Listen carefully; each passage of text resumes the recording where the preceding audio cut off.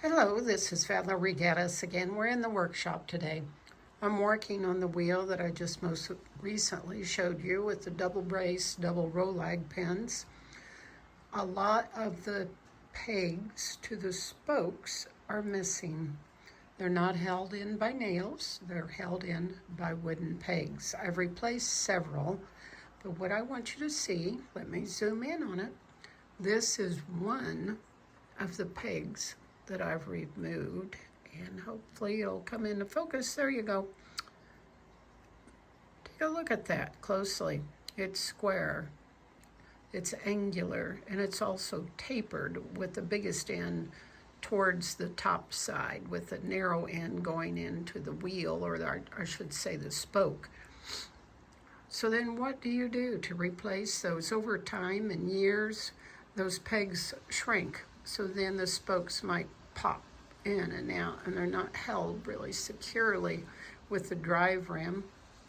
So it's time to replace a few if you can get them out, or if they are loose, you can whittle them yourself. It's a slow process to whittle to fit. You can use dowel rods, you can use some dry wood of various sorts. Preferably you can match the wood to the drive rim. If it's oak, then hopefully you can use oak as well. So you just whittle, take your time. Here on the dowel rod, I nearly have one complete, and I will fit it as I go.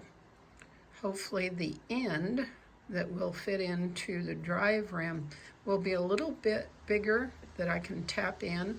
What happens whenever these dowel pegs shrink, then obviously the spoke might pop against the rim, but if you can manage to replace them with just a shade bigger, particularly the part that goes into the rim, it acts kind of as a screw where it will cinch it down next to the end of the spoke. Not very much bigger, because you don't want to risk the problem of splitting the spoke whenever you put it in. And you want to try and reinsert it in the same position that it came out of if it's square. So take a look at that. Just take your time. Whittling, it's not hard, really. Anybody with a utility knife or a sharp pocket knife, they can do it. Just be very careful. Have fun. Happy spinning.